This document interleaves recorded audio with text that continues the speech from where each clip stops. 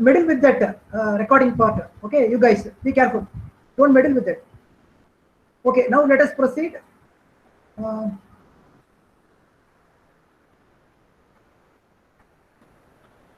The recording should get on.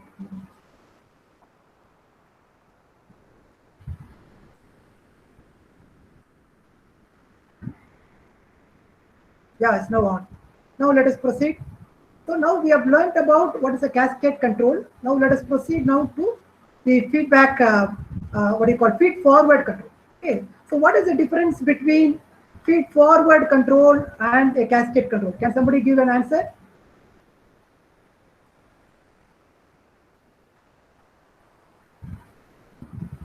What's the difference between a cascade control and a feed forward control? For the game, same given problem. Let us take the same tank.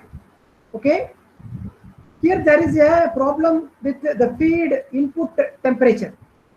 Okay, there is a temperature, there is a feed coming inside the tank, and this feed temperature is now be a problem. Okay, it's a problem now. Disturbance is a feed temperature. How do you control it? Can you employ a cascade controller for it? Can somebody give an answer?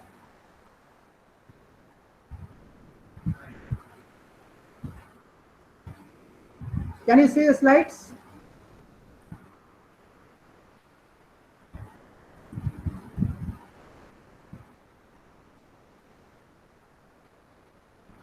Sivateja? Arun Balaji? Are you there, Arun Balaji? Yeah, Arun Balaji, tell me. What's the, how do you account for this impact of disturbance called temperature, feed temperature variation? How do you control it? Ramkumar sir, your slide is not seen in the screen. Yeah, now it's seen. Again, yeah. Because I'm looking for an answer, that's why I closed it. So if there is an input temperature variation, okay, what's happening to the outlet temperature controller output? Can you see the graph? You can see there is a huge variation. Can you see it? Because of the disturbance, that feed temperature disturbance, the output temperature is now varying from the steady state condition, and you are seeing a huge variation. And this variation, whether you can control it.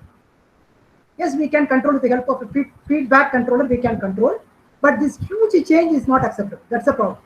Just like in the previous case, cascade controller, the amount of variation that you can see in the final feedback controller output is not acceptable. That's why we are going for a different configuration called feed forward control configuration. Okay, so this is a feed forward control configuration. So here also we can see we are going to study the causal relationship from disturbance T1 to T2. But here there is no causal kind of relationship. Why? Because if I'm going to adjust this wall, okay, it will not have any say over the feed input temperature. Okay, the valve, if you adjust the wall, it's not going to have any say. So what I'm going to do is I'm going to use a mathematical model. So let us study that with the help of this graph. Okay, so we want to adjust the wall to cancel the effect of disturbance. See this graph?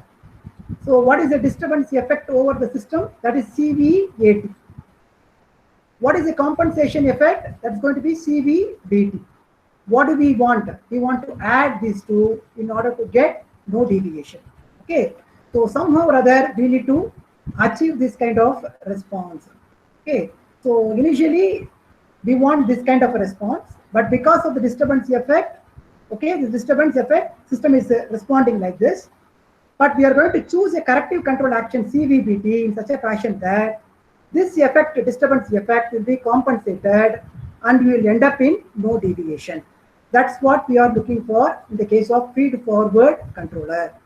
How do we achieve this? Can somebody tell me? Can somebody explain this graph? What do you understand from this graph? I believe that many of you are not in a position to understand this graph. Even in my class, I posed this question. Few of you struggled in understanding this. Can somebody tell me? So the disturbance effect is nullified by the compensation effect. Who is that? Arun Balaji. Arun Balaji, you are right. Okay, the disturbance effect over the system response has to be nullified by the controller action. That's the compensation effect. So you are going to employ a feed-forward controller which is going to perform this action. The question to you, Arun Balaji, now is, you're given a right answer. I agree. But how do you achieve that? How do you know the impact of the disturbance over the system response will be like this? How the controller, the feed-forward controller will know, okay, in advance that the compensatory effect to be given to the system should be this much? How it will know, the feed-forward controller? Can you give the answer? See, you are saying the disturbance effect is like this, okay? And you are not doing feedback controller. You are going for a feed-forward controller. In that case, something you need to do in advance. How do you choose this control action, compensation effect control action? How do you choose that in advance without measurement? The change in the input is given to the controller to take a predictive action. Yeah, you are right. The predictive is the key. The predictive, you'll be predicting something in advance. Okay, the prediction in advance happens something with the help of something through the mathematical models. Okay, you can see clearly. You look at this graph. So we are interested in this compensation effect, and we are going to choose this compensation effect by choosing a mathematical model. Okay, look at this. This is a mathematical model we have. So the question to you is then, if there is no disturbance model, is it possible to design a feed-forward controller or not? Is it possible? Without a disturbance model, okay, we should know in advance how a particular disturbance is going to affect my system response. Okay, if you know that information in advance, then only you can take corrective feed-forward controller in advance. Okay, so now the question is, without a model, can you design a feed-forward controller? Yes or no? Is it possible to design a feed-forward controller without knowing the mathematical model, disturbance model? Is it not? It is not feasible. Okay. So to understand very clearly, Annapurni, are you there? Ishwar Reddy? Ishwar Reddy?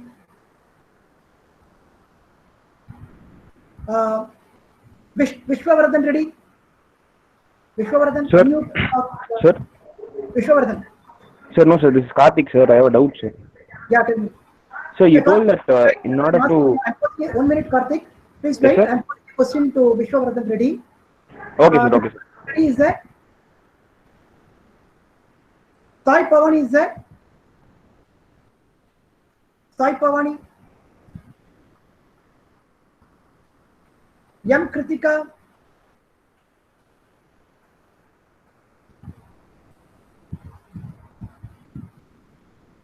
Or Santosh? I think most of you guys are switched on and left the show. Huh? Santosh, yeah, Santosh, tell me. Unmute and talk. Unmute and talk, Santosh. Tell me, the question to you is, okay, how do you choose the corrective control action of the feed-forward controller? How do you know the corrective control action should be this much? Because you are not measuring anything. You are taking something in anticipation. Okay, feed-forward mode. How do you do that?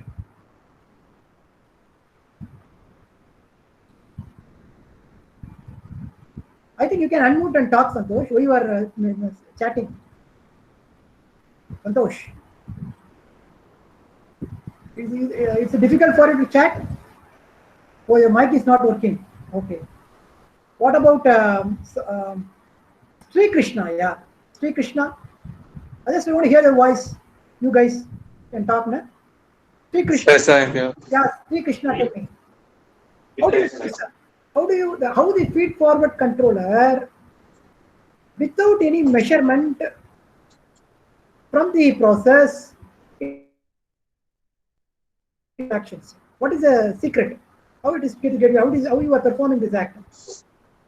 So, hello. Tell me, Krishna. Sir, I couldn't get you, sir. Can I get the question Yeah, also, sir? I posted the question. See, in the feedback mode, what you normally do is you So measure. we predict the You measure the predict the process and then outcome, corrective sir. action. But here in this case, you are not.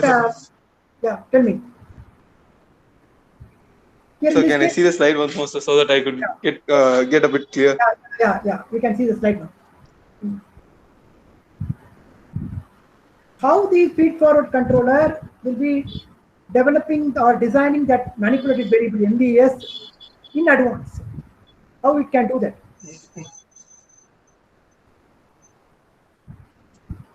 Sir, I'm not sure, sir. You are not sure. Anybody else from the group? Just try to give the answer to this question. What I am posing. You are not measuring anything. Okay, there is no feedback here. How the feed-forward controller is taking corrective action? So there will be a mathematical model, sir. Good, Deepak. Very good. Tell me. Explain. So when you can predict the amount of disturbance, in case, for example, in the previous example, if you're increasing volume or increasing pressure, then we should take this sort of corrective action. We should increase the valve opening. We should decrease the valve opening. Okay. So these kind of predictive actions can be taken when you have a mathematical model for the disturbance, sir. Okay. Very good. Krishna, you can mute now. Krishna, you can mute. Those guys who are not answering, can mute. Okay, only when you answer, you unmute. Okay, fine. Now this answer is, I'll explain again. So unless you know the mathematical model of the given disturbance, okay, you cannot design the feed-forward control. This is a very important point. Why I'm saying it is, unless you know the impact of disturbance, one particular disturbance over the process, and you should also know how the process will react for the given disturbance. That you call it as a mathematical model. Okay, so for the given amount of disturbance, how the process will respond, that you call it as a CVAS here. Okay, once you know this information, then only you can design a feed-forward controller which will select a particular controller output in such a fashion that, as Arun Balaji said, this MVS will nullify the effect of CVAS. Okay, it will choose a particular value of MVS so that the process will respond like CVBS, and that will nullify the effect of CVAS, and finally you will be getting the desired output. So this idea is a very important idea. Without a mathematical model, you cannot design a controller. Now Krishna, unmute and try to explain this again, what I said. Whether you understand it? Krishna? Unmute and send them as he is moved out somewhere. Krishna? No, he is not there. Okay, we'll proceed. Deepak, the point is clear what I said? Feed-forward controller? Okay, now let us move. Yes, sir. Yeah, fine. So unless you know the impact of disturbance over the process, you cannot design the feed-forward controller. So that's very important. Now you can see clearly that when you add at the steady state condition, let us imagine you are operating at the steady state condition 0. Now the disturbance that is occurring, what do you want? The control output should be 0. That's what you want. How you can achieve that? CVAS plus CVBS should be equal to 0. So from the given block diagram, you can clearly see GDS, okay, GDS plus GFFS GPS into DMS. That's a disturbance. It should be equal to 0. And from this equation, clearly, easily you can get the feed-forward controller should be equal to minus GDS by GPS. So that is an expression for GFFS, because the input to GFFS is DMS, output is MVS. Therefore, MVS by DMS will be equal to minus GDS by GPS. Anybody having difficulty in understanding this slide? Please just unmute and talk to me. Anybody having difficulty in this slide? Why it should be equal to 0? Anybody? Why CVS should be equal to 0? So for perfect compensation and prediction, then there'll be no error. At the steady state, you are imagining the output should be equal to 0. Okay, let us imagine like that and proceed. It can be even 70 or 80. Okay, even at 75 degrees centigrade you want to operate. Instead of 0, you are going to put 75. It's only a constant. Okay, so steady state condition is what we have put there, and then from there we are producing this result. Okay, so minus GDS by GPS is the final result. Now, once you know what is GDS and what is GPS, then easily you can get the corresponding transfer function for the controller. What is the feed-forward controller in this case? Can somebody tell me whether it is a PID controller or PI controller or P controller?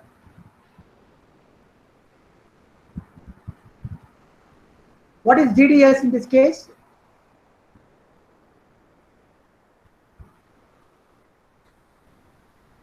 Can you see it clearly?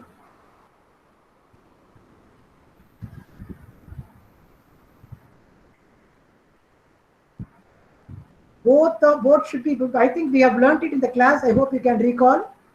The transfer function for the process and the transfer function for the disturbance, both should be a first order plus time delay process. Okay, then easily you'll be getting a numerator polynomial with the first order plus dead time, and the denominator polynomial also be a first order plus dead time in the transfer function model.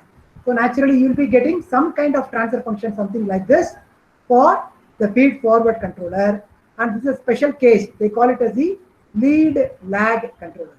Basically, feed forward controllers are lead lag controllers. I hope you can understand from this slide.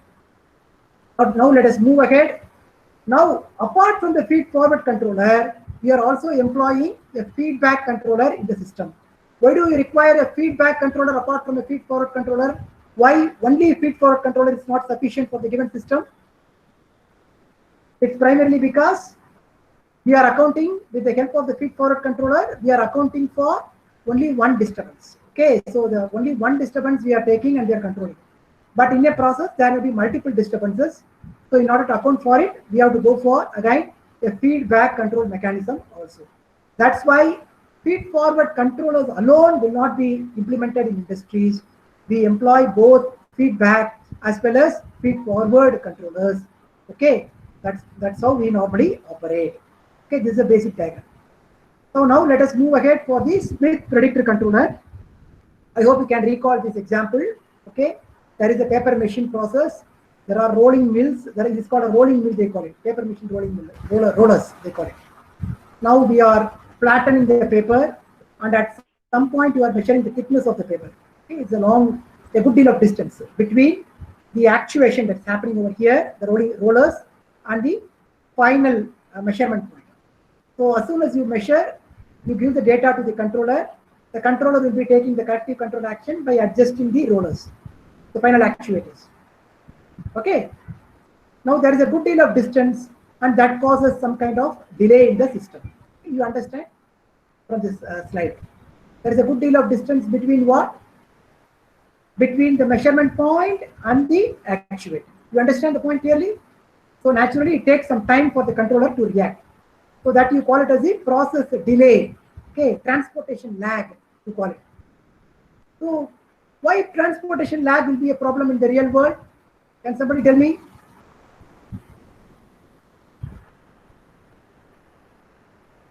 Why transportation lag is a problem? When you are designing a control system, why transportation lag will give you a problem?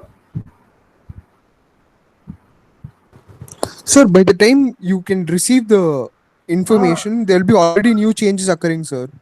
Definitely. That's good. So we need a mathematical model, okay, with the two components. One with the delay, the other one without delay. Okay, the first component you will be using without delay, and you will take the output of the model. Okay, you can see here, predicted process variable. This is a gain and time constant alone without time delay. So you employ a mathematical model, eliminate or discard the delay, and take only this action. Okay, to take only the output of the model without time delay and give it as a feedback. Okay, but what will be the problem? What will be the problem? When you employ a mathematical model without a time delay and you are taking the corrective control action, what kind of problem you will encounter? Can you see the problem clearly? See, I am saying I don't want delay. Okay, in my process, original real-time process, can you see the process? In the original real-time process here, there is a delay. I want my controller to not get deceived by the delay. Okay, not get deceived in the sense getting fooled by the delay. So what I do? I employ a mathematical model. Okay, I employ a mathematical model, and the mathematical model, I am eliminating the dead time, and I am taking only the output of the model without time delay, and I am feeding it back and taking corrective action. But this will not work out in the real world. Why? What is the problem? What I need to do? What I need to account for? What I need to account for? If I have the perfect model of the real world, including the real world system with disturbances, then it will not be a problem. You understand? If I have a mathematical model of the real world system, the perfect model, a 100% perfect model, including all the disturbances in the world, then the controller action will be taking perfectly fine. The controller action will be fine. But whether do you get such a kind of a model in the world, real world? We will never get a 100% perfect model. So somehow we need to account for the disturbances that are acting over the real world process by including the dead time in the process, the model, okay, and then studying the difference between the actual process variable and the disturbance free process variable, get an estimate of the disturbances, and you give it as a feedback again to the controller. Account for the disturbances. So we require such a kind of. You understand clearly what I'm saying, every one of you? The key idea is you require a dead time based model to estimate the disturbances, primarily because in the real world there are disturbances acting, and we need to account for the real world disturbances. And in the mathematical world is totally free of disturbances, and once you get an error between the mathematical model generated output and the actual process variable, you will get an estimate about the disturbances. That estimate you will be feeding it back and account for that you will be you are accounting for the disturbances. Okay, you understand clearly. So that's how we design a Smith predictive control. Now, in the same manner, we can study the what do you call as the internal model controller also. Internal model controller is the what do you call is a much bigger perspective. Okay, within the internal model controller, one special case is the Smith predictor controller. Okay, you have to understand that very clearly. Internal model controller is a much broader area. Okay, within this area, you have a small portion that is the Smith predictor. A subset of internal model controller is a Smith predictor controller. Okay, so in this case, we are designing the model with the help of a mathematical model. When you are designing it, clearly you are seeing you are ending up in some mathematical expression like this. So what do you get from this expression? Look at this expression quite carefully. What do you want? You want the output C to track the R. You want the output C. Okay. You want the output C to track the R reference. So in that case, I want this entire expression to be equal to 1. When I can get that, I can get that by choosing my GI to be equal to 1 by G. In fact, we discussed this extensively in the classroom, as well as by using the Kaufner book. You can clearly understand we want an expression GI should be equal to 1 by GM. So when I am going to have a mathematical model of the process like 1 by tau s plus 1, what will happen to my GI? GI will become a derivative controller. Okay, the GI will become a derivative controller. So if I am going to have a mathematical model with the dead time, what will happen to my GI? My GI will become e power tau s. Whether this one is preferred. Look at carefully this slide. I'm going to pose questions now. Look at carefully this slide. GI, the controller, to be equal to the inverse of the model. Inverse of the model, if my model is going to have a dead time, what will happen to the controller transfer function? Can somebody tell me clearly? What is the answer? Whether it's an implementable controller, whether it is physically realizable controller. Imaja?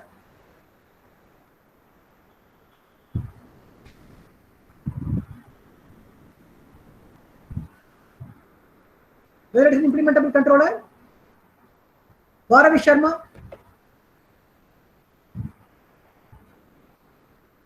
Harigaran, yeah, Harigaran, are you there?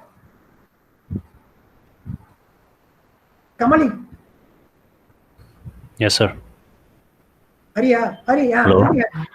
Hari, are you getting the point? Why GI should be equal to 1 by GM?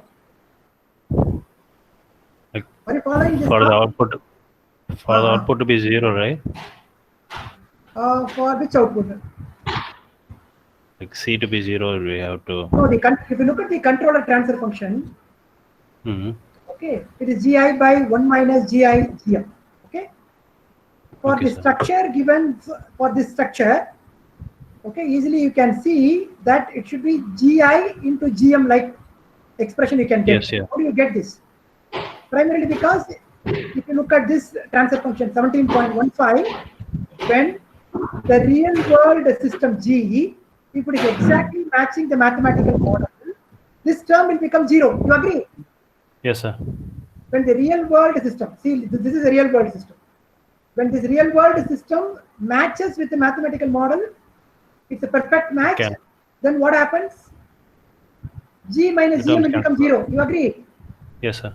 Then in that case, C will become equal to what? U1, this U1 plus GGI into R minus U1. Instead of G, I can use GM because G is equal to GM. You agree? Okay. Yes, sir. Harigaran, Yes, sir. I hope every one of you can understand this expression. So naturally, in order to get my C to be equal to R, I should use GI should be equal to 1 by GM. So it will become, this will become 1. So GI is equal to 1 by GM. I'll be getting C equal to R. It means I'll be getting perfect tracking. C will be equal to R. Okay, I'll be getting a perfect tracking. My GI will become 1 by G. But what is the problem here, Harigaran? When I'm going to use my mathematical model like this, 1 by tau s plus 1, my GI will become the inverse of it. The controller will be tau s plus 1. But if I'm going to use a mathematical model with a dead time, e power minus tau s, what will happen to the controller transfer function? The, it is multiplied with the exponential term. So, Multiplied with the exponential term, but if you look at the exponential term, it is e power tau s. E So power tau s is something called a causal. It is not a causal signal, it is an anti-causal signal, a non-causal. Okay, some event that is going to happen in advance. That is not physically realized. Okay, it is a time delay, this is time advance. If this is going to be time delay, e power minus tau s, e power tau s is time advance, which cannot be physically realizable. So somehow we need to compensate or eliminate this kind of e power tau s. That's where the idea of, okay, filtering comes. Okay, they are going to employ some filters in the system which can take care of that. Now, for example, if you have a mathematical model like this, the inverse of it is going to be like this, and the controller is physically realizable. Okay, but at the same time, one other problem is it still persists. Can somebody see it? What's the problem persisting here still? I can ask Kritika. Kritika, are you there? Mohammad Arshad, are you there? Arshad? I pose a question here.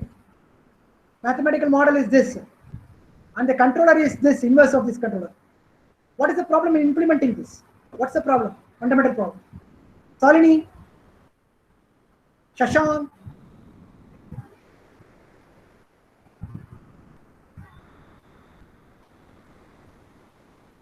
Gautam? Ananta Karthik? Anant Karthik? Sir? Anant Karthik, are you there? Yes, sir. I'm there, sir. Anant Karthik, are you following the talk? Sir? Are you following the talk, my discussion? Yes, No? sir. Somewhat, sir. Somewhat, Like, okay. So are you in a position to answer this question? no, sir. Okay. Anybody else? Sai Pavani, Vinay is there? Sir, Vinay, what's the problem with this? I'm not sure, sir. Implementing this controller. Tau s plus 1 by k. I'm not sure, sir. Okay, I'll pose it differently. So what kind of a controller it is? Can you tell that, Vinay? Tau is in the numerator. Tau is in the numerator. What kind of controller? If it is 1 by s, what is the controller? It is an integrated controller. Okay. Tau is in the numerator is a derivative controller. You agree? One of you. Tau s plus 1 is a derivative controller. So derivative controller, for example, if I am going to have tau s plus 1 whole square, I will be getting 2 derivative terms in the numerator. So this is not applicable. This is not really physically advantageous. Why? When you are going to find out the what you call derivative of the errors 2 times the second derivative, you are going to amplify all the noises. Okay, so that's not advantageous. So you're finding out the derivative, second derivative, okay, or the first derivative, second derivative of the noises. Predictive controller alone is not going to be sufficient. We need to somehow include some filters to help the controller to take corrective action. That's where we are implementing something called a filtering action, 1 by lambda s plus 1, along with this 1 by gm. Okay, Vinay, are you getting the point clearly? Yes. Why do we require a filter?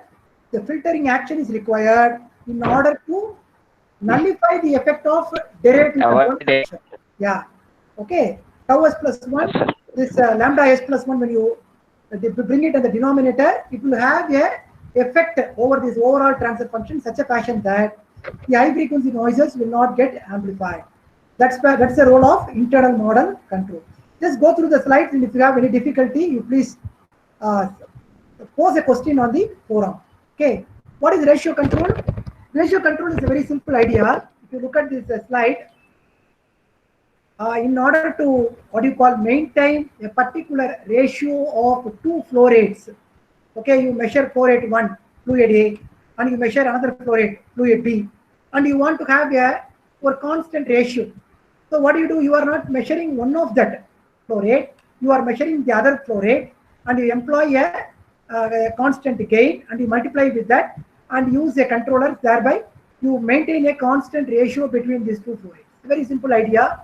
The controller will be maintaining a constant ratio of these 2 flow rates. Okay, that's called ratio control.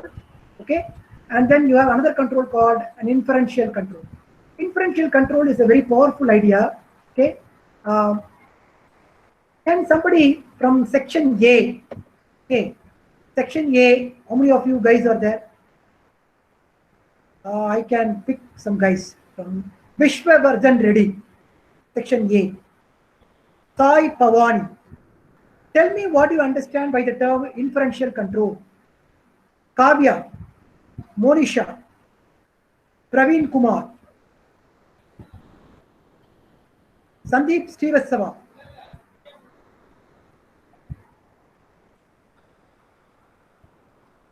Anybody from section A? Tell me what you understand by the term inferential control. Yashwant L.A. Bharati, tell me, you scored very well in the second CAA, third CAA and all. L.A. Bharati, tell me what is inferential control. Valliammai, nobody is opening mouth. Tell me just what you understand the term inferential control. Any idea you got? Section A. Sivateja. Okay, just I can call. Just I want to know. Okay, how far you understood that concept? Guruparan. Yeah, Guruparan is there. Guruparan. Hey, Guruparan is not there. Guruparan is not there. Hey, Guruparan is there. Yes, sir, I'm here. Yeah. I'm here. Guruparan is a nice way of asking them to join. Yeah. Guruparan, tell me, Guruparan, what do you understand by the term inferential control? Just I want Sir, we will not be able to directly measure the measuring variables in the disturbance. Yeah, excellent. Okay, that's a key idea. Inference. Yes, sir. Inferential control is measurement of the true controlled variable is not available. An on-stream sensor is not feasible. An on-stream sensor is too costly. A sensor has unfavorable dynamics. Okay, so in that case, what you do is you go in for some other measurements, which by using that measurement, you will try to infer something about the other measurement which you are interested in. Okay, so this is called as inferential control. A very powerful idea it is. In fact, in the 7th semester, you'll be learning something called Kalman filter based estimator design, wherein I'll be talking extensively about inferential control with Kalman filters. But I'll give a brief idea. Okay, let us imagine you have a plant and you are interested in measuring some disturbances. Right now, that measurement data is not available to you. What you do is you employ a mathematical model and you try to get some output. Okay, just like in the case of what? Smith predictor control. You employ a model and you get the measurement from the plant output. Remember, and you get an estimate about the disturbance. In the same manner, you employ a mathematical model and use a plant and they get the output, and this output is going to give the difference between the real plant output and the process model output. That will give you an estimate about an inference about the disturbance, which in fact you are directly not measuring at all. You understand, you are not measuring a disturbance, but still you can get an estimate about it and then use a controller. Okay, a measured inferential variable is available. It can be another variable which using sensor, or it can come from a mathematical model also. It's very important. The inferential variable must have a good relationship to the true control variable. The relationship in criterion 1 must be insensitive to changes, and dynamics must be favorable for use in feedback control. So this is about inferential control. Okay, you can read the book Stephanopoulos and you can get much more insight. But the key idea of inferential control is you are not directly measuring the true controlled variable. So that's for today. And again, you can go through the slide. I'll be sharing the slides.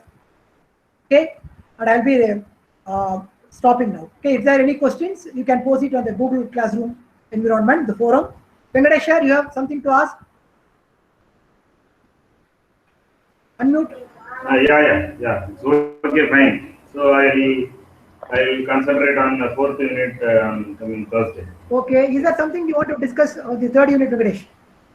Nothing else. You have discussed everything. Okay. Any other questions? You just post your questions in this forum, as I told you. Okay. I think inferential control, they are not clear in my section. I think at least I have not covered actually extensively. Maybe you can take a short lecture on inferential control. On the day also I will do it. Actually, one best example for inferential control is measuring the composition. Composition cannot be measured directly. So you can use the temperature as a secondary measurement. So with the help of the temperature, I will show you the slides. The students, I will show you the slides on Thursday. Okay. I don't think it's difficult. Only thing you have to remember is you are not directly measuring. That's all. You are not directly measuring. You are indirectly inferring. There are some variables which cannot be measured directly. So for those variables, we are using this. Okay. Thank you, Venkatesh. Yeah.